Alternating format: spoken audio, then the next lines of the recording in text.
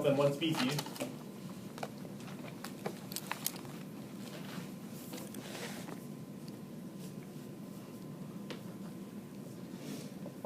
We have a rate of accumulation of energy.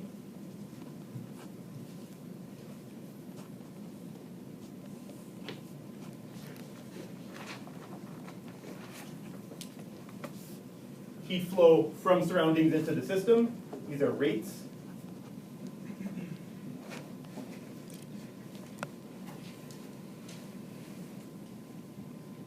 And if you remember from thermo, the shaft work convention is different in every book. So our shaft work convention will be rate of shaft work on the surroundings.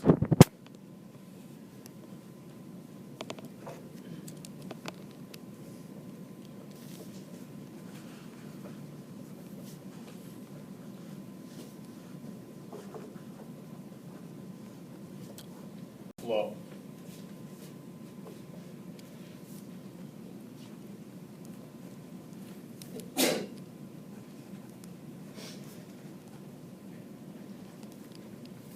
Rate of energy by mass flow into the system, and then rate of energy by mass flow out of the system.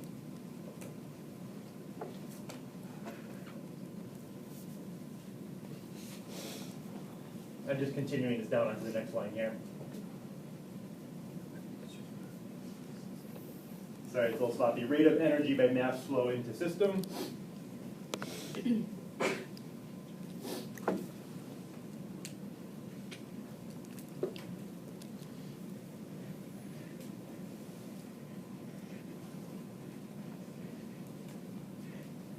Now, from the point of view of solving reactor design problems, this is completely useless. And what we're going to do is kind of break down each individual component and then reassemble it in order to come up with these familiar heat capacity and heat of reaction terms. Real quick on the convention because I always hear with the people. Yeah. So if I had like a piston compressing a gas, Yep. would that be positive or negative? Okay, so if the piston is doing work on the gas, so the gas is our reactor, that is going to, so the rate of work done by the system on the surroundings, right? So that would be negative. So that would, Yeah. Now the other way, so the way I think about it, for example,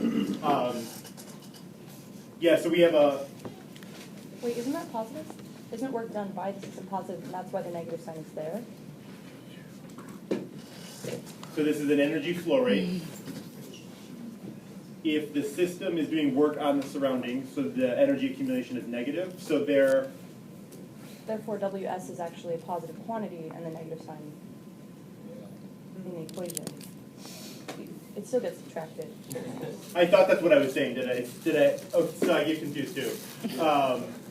that's what It's pretty clearly outlined in the book. Like, Okay. All right. So listen to Stephanie read the book. I answered your question opposite. That's why I'm teaching kinetics, not thermal.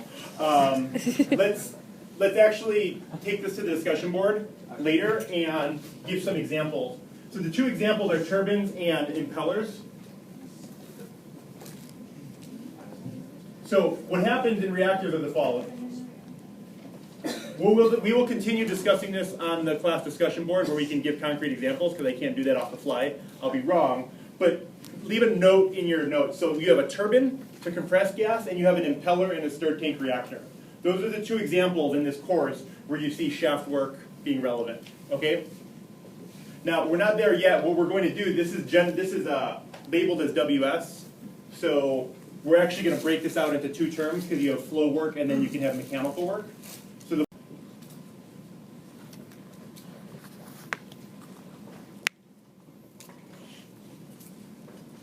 okay. This is still the same F we've been dealing with the whole quarter, so it has units of volt per time. And this has units of energy per mole. Just for the sanity check, our units are working out in terms of this being a rate. This is overall, and then for multiple species.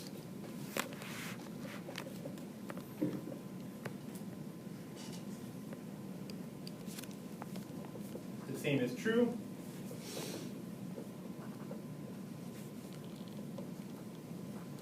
I'll start numbering the equations from the book in a moment when they get useful, but we're still at a point where we have a lot more work to do.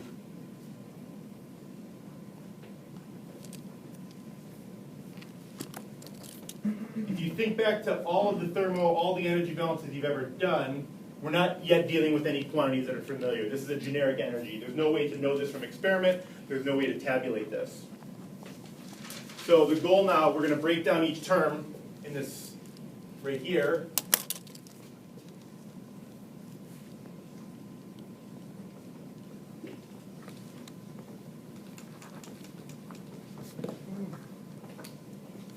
So that we can put it in terms of useful quantities for reactor design.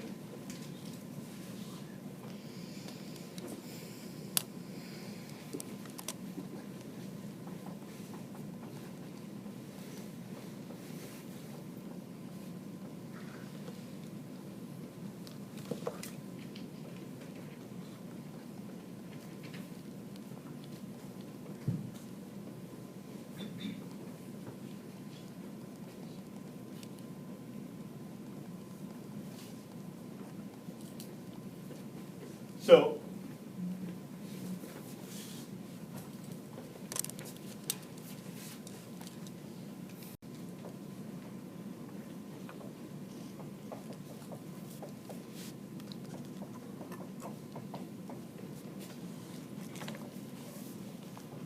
or shaft work. It's good to remember this, that we can call it mechanical work though, because sometimes there's no shaft, as in the case of a piston.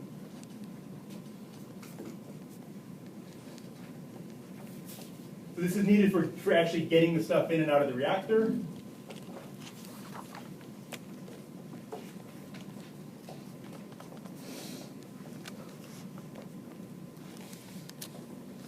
This is produced from agitation, compression, turbines, things like that.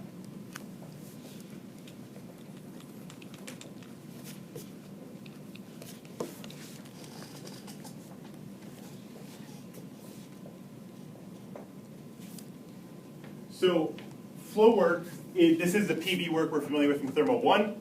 So we can restate the work quantity, the entire quantity as the following. Just remind ourselves, you may have heard of this as generically called PV work, depending on who taught you thermal class.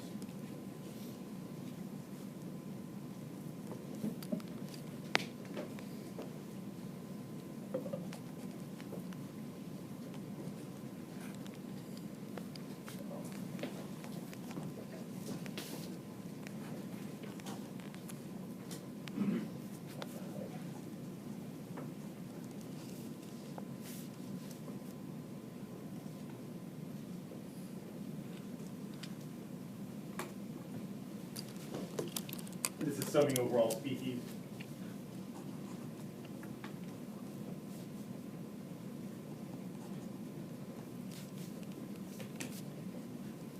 So all I've done here is I've taken the work term and I've broken it out into the PV work and the shaft work. The quantity, this is the PV work that's coming in, PV work that's coming out.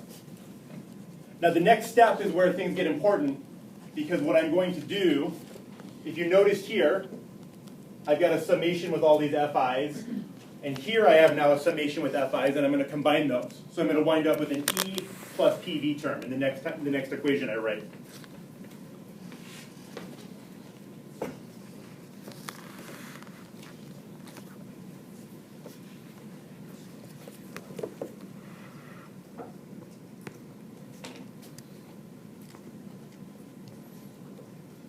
So now we'll combine.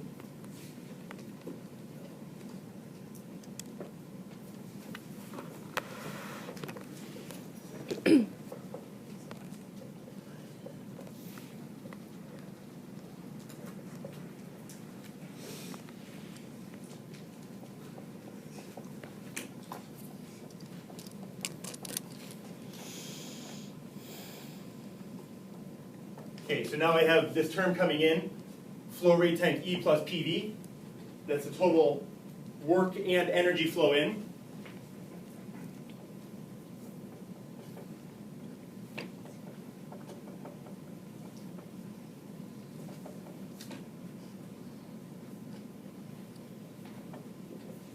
And then the same quantities flowing out.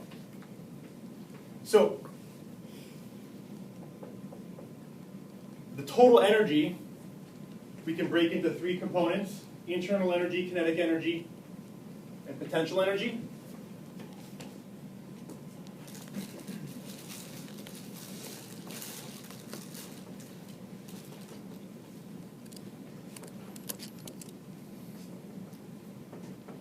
In this version of Fogler, there may or may not be this term that says other. This could be like nuclear rest energy if you're going to solve the Schrodinger equation. I don't care because it'll all cancel out. But I want to be consistent. And so these are all terms we're familiar with. So I have my internal energy, my potential energy, kinetic energy,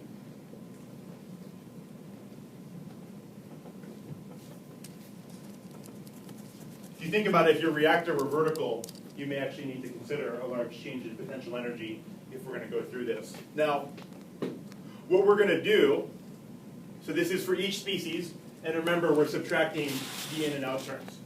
So what's going to happen in reacting flow systems that are common everywhere in chemical industry is that we're basically going to assume that the in and out quantities of all of this cancel out. So we're just going to neglect changes in the potential kinetic and other term. They're still there, but we're going to say that for a reactor, the changes are small enough to be negligible.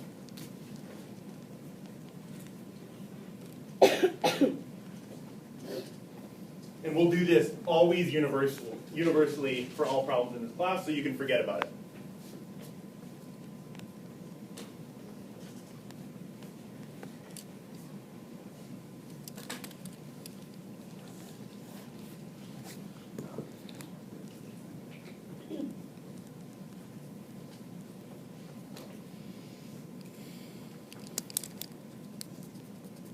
If you wanted to convince yourself of this, you could compute a quantity from some problem you've seen before, a change in kinetic energy due to a change in the velocity, and compare that to the change in energy, the enthalpy of reaction, and you'll see there's a large scale in separation. So this is a good assumption, and it makes our life a lot easier. Also, what that's going to do is leave us with a term that's U plus PV. So as a reminder,